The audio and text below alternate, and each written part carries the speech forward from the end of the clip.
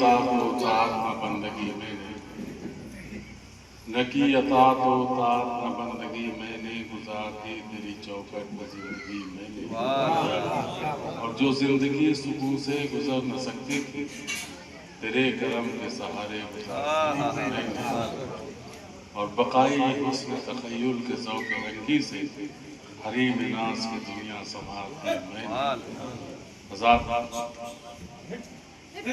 آج کی محفل میں جشن عید میلاد النبی صلی اللہ علیہ وسلم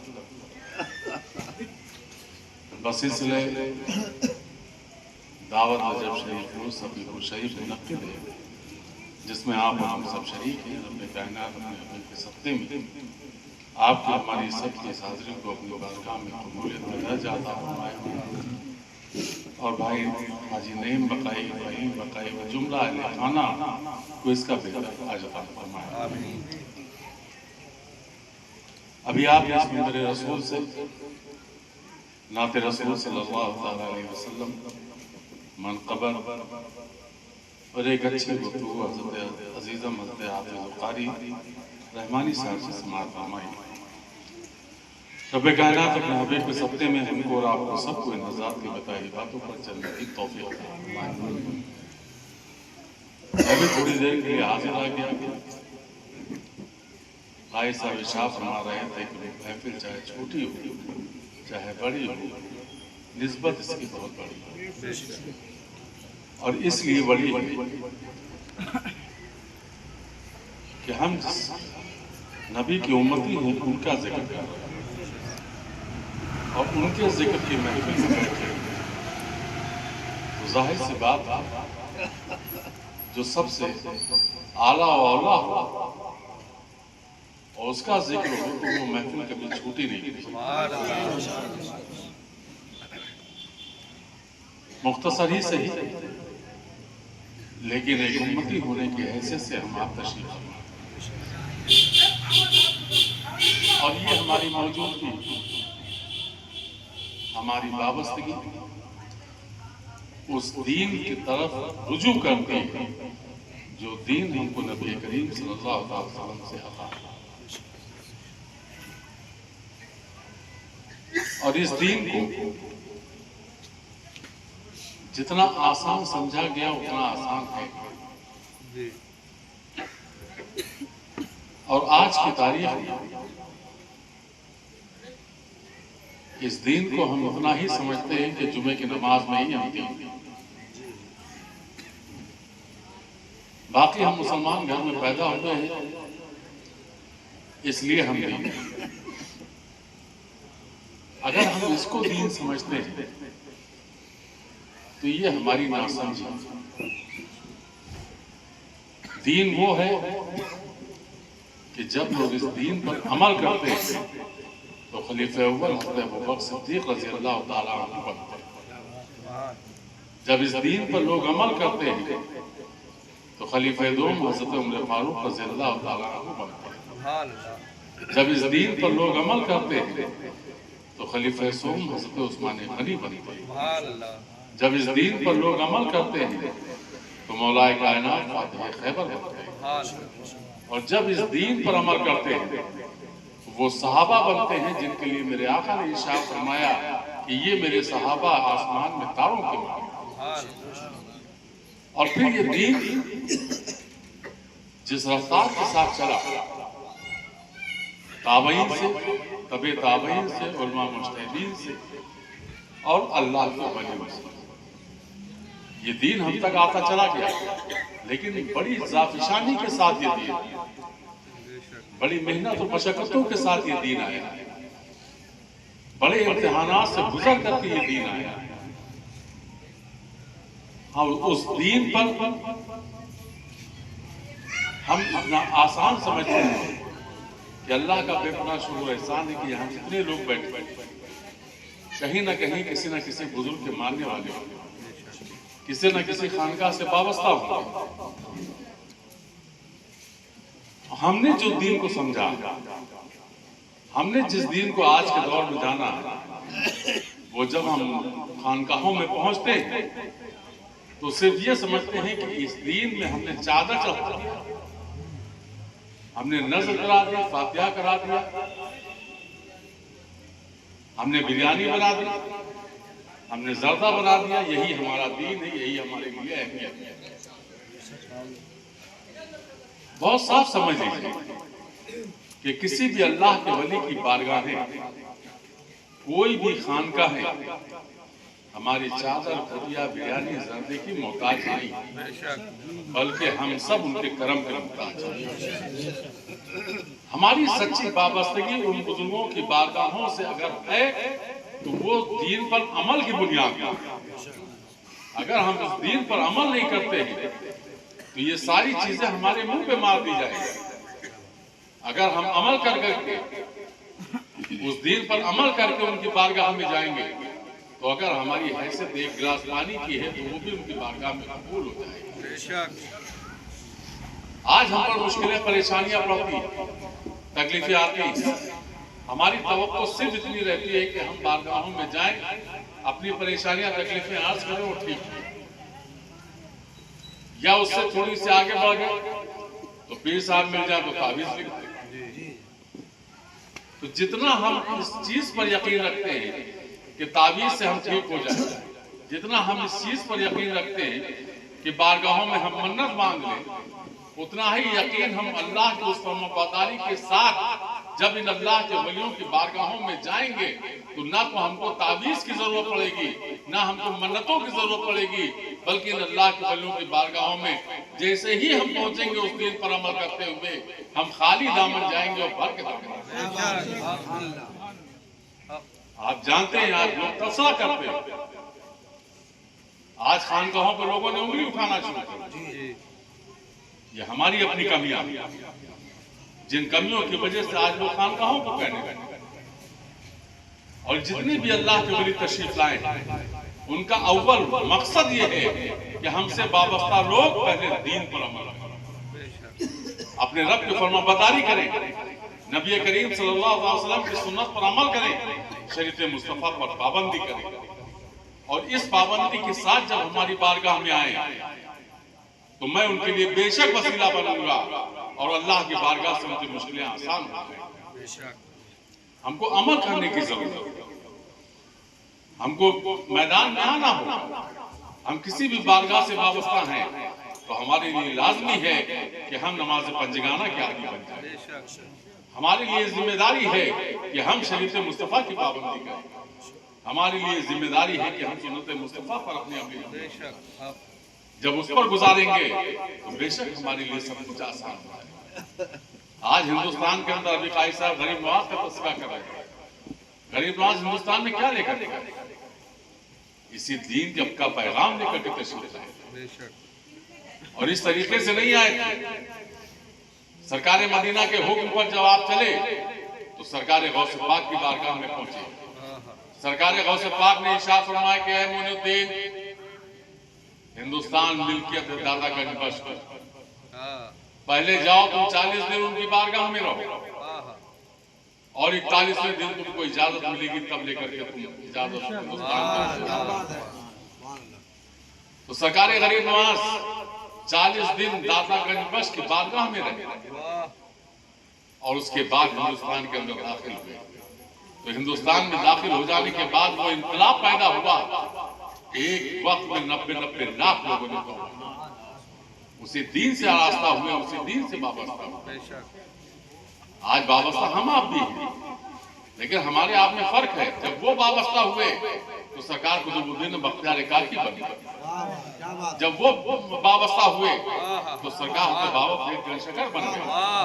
جب وہ وابستہ ہوئے تو سرکار نصیر الدین سرکار نظام الدین اولیاء بن گئے. جب وہ وابستہ ہوئے تو سرکار نصیر الدین چراغ دہلوی بن گئے. جب وہ وابستہ ہوئے تو سرکار جلال الدین جہانیہ جہان گشت بن گئے. اور آپ کو ایک بات اور بتا دوں، سرکار جلال الدین جہانیہ جہاں گشت کی عالم حضرت علامہ مولانا فضل الرحمن گنج آبادی رحمۃ اللہ، یہ دین پر عملی زندگی تھی. اور مولانا فضل الرحمن گنج آبادی رحمۃ اللہ رشتے میں میرے نانا لگا. مجھے فخر ہے کہ میں اس خاندان سے ہوں. اور مولانا فضل الرحمن گنج آبادی کی وہ ذات ہے کہ وقت بڑے بڑے اللہ کے ولی، وقت بڑے بڑے کتب عالم ان کی بارگاہ میں جاتے تھے اور گھٹنا ریز ہوتے تھے۔ تو اس طریقے سے سرکار جلال الدین جہانے جہانے گشت، اور پھر وہ جو بنے تو حضرت راجو قتال بنے۔ حضرت راجو قتال سے سرکار مخدوم شیخ سارنگ بنے، سرکار مخدوم شیخ سارنگ سے سرکار قطب اول سرکار شاہ مینا بنے، سرکار شاہ مینا سے سرکار مخدوم شیخ سعد بن مردن خیر آبادی بنے، اور پھر حضرت مخدوم شاہ صفی شاہ ولایت سے پورے دور۔ تو اس طریقے سے جب اس دین پر عمل ہوا تو ایسے ایسے لوگ بنے کہ جن کے لیے اللہ رب العزت ارشاد فرماتا ہے کہ تم ہمارا تذکرہ تنہائی میں کرو، میں تمہارا تذکرہ آبادی میں۔ تو آج ہم آپ جو بیٹھے ہوئے ہیں، آج جو تذکرہ ہو رہا ہے، یہ اللہ ہم سے تذکرہ کرا رہا ہے، اس لیے کہ لوگوں نے تنہائی میں تذکرہ کیا تھا، آج ہم آبادی میں تذکرہ کریں۔ اور جب ہم آپ وابستہ ہوا تو صرف منتیں مرادوں تک رہے گا، یہ ہماری وابستگی ہے، یہ وابستگی ہماری ادھوری کہ کسی بھی اللہ کے ولی کی بارگاہ میں جب بھی ہم پہنچے تو اس دین پر عمل کرتے ہوئے۔ ایک تاریخ ہے اس مذہب اسلام کی، دنیا میں سب سے پہلے ایمان لانے والی ذات خلیفہ اول حضرت ابوبکر صدیق رضی اللہ عنہ، اور خلیفہ اول حضرت ابوبکر صدیق رضی اللہ تعالیٰ عنہ کہ وہ ذات پاک ہے کہ دنیا میں سب سے پہلے جو بت توڑا گیا وہ خلیفہ اول حضرت ابوبکر صدیق رضی اللہ تعالیٰ عنہ، سب سے پہلے ایمان بھی آپ ملائے، اور پھر مرتبہ یہ ملا۔ ایک بات اور واضح کر دوں، آج کے زمانے میں سب سے بڑا فتنہ گر موبائل ہے۔ یہ موبائل اتنی خطرناک چیز ہے کہ اس پر یہودیوں کی ایک سازش چل رہی ہے، غلط حدیثیں اس میں بیان کی جا رہی ہیں۔ ہم اپنا جانکاری میں سنتے ہیں کہ یہ ہمارے میں حدیث آیا، بہت اچھی بات ہے، لیکن وہ حدیث ہم کو گنہگار بنا دیتی ہے۔ اس لیے جب بھی کوئی حدیث آئے تو پہلے آپ علماء سے رابطہ کریں، اس کی تصدیق کریں، اگر وہ اس کو کہنے کہ نہیں صحیح ہے تب تو اس کو آگے فارورڈ کریں، ورنہ فارورڈ کریں، ورنہ آپ بھی گنہگار ہوں گے اور سامنے والا بھی گنہگار ہوگا۔ دوسری چیز، آج کے زمانے میں بڑی بحث چل رہی ہے کاہے پر؟ افضلیت۔ کوئی کہتا ہے کہ خلیفہ اول افضل تھے، کوئی کہتا ہے مولا افضل تھے، کوئی کچھ کہتا ہے، کوئی کچھ کہتا ہے۔ آپ بہت صاف سمجھ لیجئے، میرے آقا سرکار دو عالم صلی اللہ علیہ وسلم نے سب کا مرتبہ کلیئر کر دیا، وہاں کوئی گنجائش نہیں رکھی۔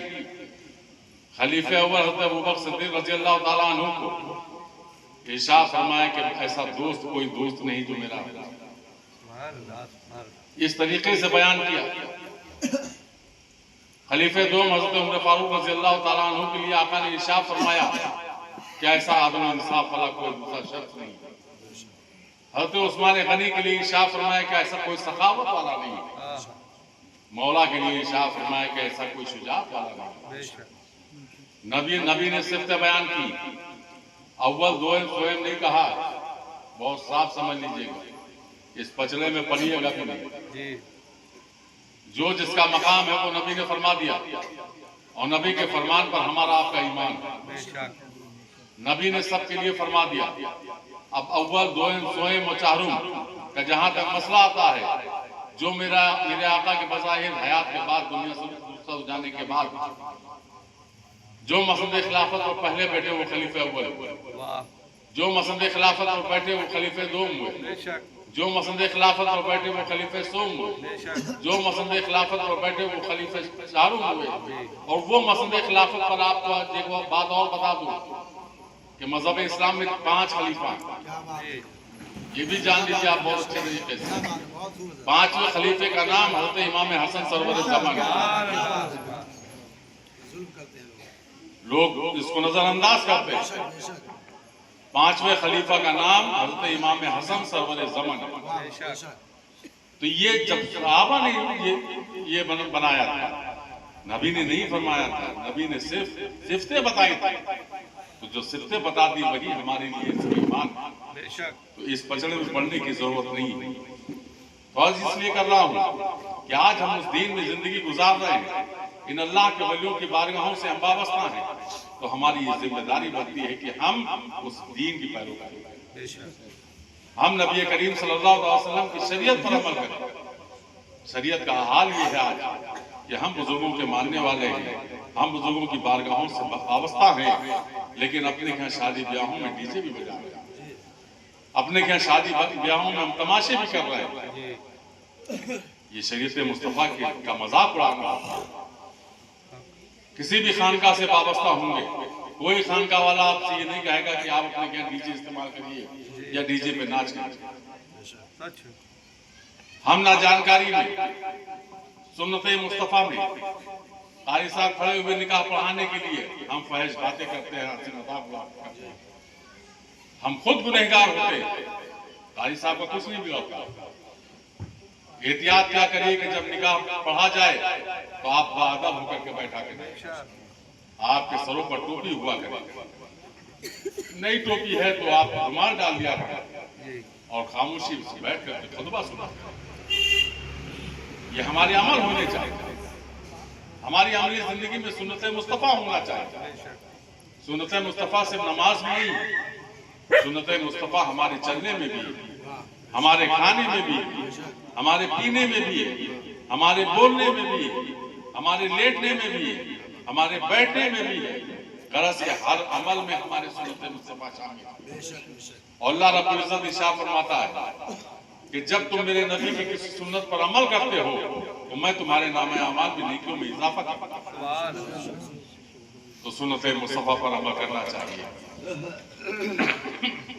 میری طبیعت ٹھیک نہیں تھی، لیکن قاری رحمانی صاحب بول پڑے کہ نہیں آپ کو بھی تھوڑا بولنا، اس لیے اتنی باتیں آپ سبھی جانتے ہیں کہ میں اپنے شیخ شمالی ہند کے عظیم روحانی پیشوا آقائی و مولائی مرشدی و حبیبی حضور حضرت سید شاہ الحاج محمد مشہود اللہ قرۃ العین صاحب اللہ بقائی آسینی ثم صفیق الرضوان و ان کے جانشین لخت جگر نور نظر حضور حضرت سید شاہ الحاج محمد شاہد اللہ قرۃ العین صاحب اللہ بقائی بنوی ثم صفیق الرضوان کے فرمان کے ساتھ صفیق الشریف کے اصول کی دعوت دینے کے لیے حاضر ہوا ہوں، جو اس آقا ولی نعمت حضور شاہ خادم صفی محمد صفیق الرضوان جن کے لیے ابھی حضرت حافظ شاہ محمد منقبت پڑھ رہے تھے، اور ہمارے شیخ کیا ارشاد فرماتے ہیں کہ بقائی اصلیت ہے بس میری اتنی کہ میں بنتا ہوں شیخ خادم صفی۔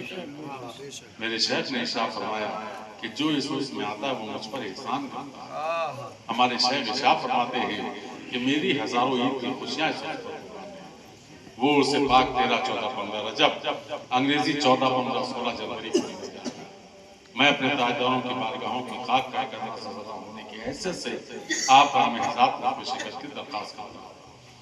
ہمارے شیخ نے ہم کو یہ وسیلہ دیا ہے، دین کی خدمت کرنے کی جب بات آئی تو کرنے گنج کی سرزمین پر ایسا ایک دینی قلعہ عطا فرمایا جس کو دنیا نے دعوتوں سے مکانا سمجھا کہ آج اللہ کا بے پناہ شکر و احسان اس کے حبیب کا صدقہ ہے، کرم تاجدار صدیق شریف کا توجہ ہمارے شیخ و پیرزادے کی تعاون حضرات کا کہ وہ دارالعلوم خان سمجھا ہندوستان ہی نہیں بیرون ممالک میں بھی کسی دنیاوی تعلق کا محتاج ہے۔ اور سب سے بڑی خوشی کی بات یہ ہے کہ آج آپ کا جو مدرسہ معین الاسلام ہے اس کی بنیاد میرے پیرزادے نے رکھی ہے، اسی دین کے کام کے لیے، اسی دین کے عمل کے لیے آج اس میں پڑھانے والے دو بچے حافظ مشیر حافظ شاہ محمد یہ سب اسی ادارے کے لیے، اسی چمن کے پھول ہیں۔ اور سب سے بڑی خوشی ہم غلاموں کے لیے ہے کہ سرکار غریب نواز کے صاحبزادے سرکار خواجہ فخر سرور شریف کی بارگاہ میں جو جامع مسجد ہے اس کے جو امام ہیں وہ بھی آپ کے دعوتوں کے 14 سال سے وہ امامت ہے۔ تو اس طریقے سے وہ بچے دنیا کے کسی حصے میں رہیں، وہ قرآن پڑھیں یا پڑھیں، جب بھی وہ بسم اللہ پڑھتے ہیں اس کا اجر ان کو راہ ملتا ہے، قیامت کی صبح تک ان کو راہ ملتا ہے۔ اس کے لیے آپ تعاون کرتے ہیں، ہم آپ کو شکر گزار ہیں۔ انہی باتوں کے ساتھ چونکہ طبیعت ساتھ نہیں دے رہی ہے، لیکن آپ خانپور چونکہ ہمارا پرانا ایک گھر ہی سمجھ لیجیے، آج سے نہیں، میرے شیخ میرے پردادا پیر آتے تھے، میرے شیخ آتے تھے، میرے پیرزادے آتے تھے، آج میں آیا۔ تو یہ میرا ایک گھر ہے، اپنے گھر میں لوگوں سے بات کرنے میں مجھے خوشی ہوتی ہے انشاءاللہ زندگی بخیر رہی تو پھر ملاقات ہوگی. آپس میں اختلاف مت پیدا کریے، اتحاد سے محبت سے رہیے، برائیوں سے دور رہیے، ایک بنیے نیک بنیے. حالات بہت خراب ہیں، اس حالات میں اپنے آپ کو بہت سنبھال کے رکھیں. انہی باتوں کے ساتھ میری بات. السلام علیکم.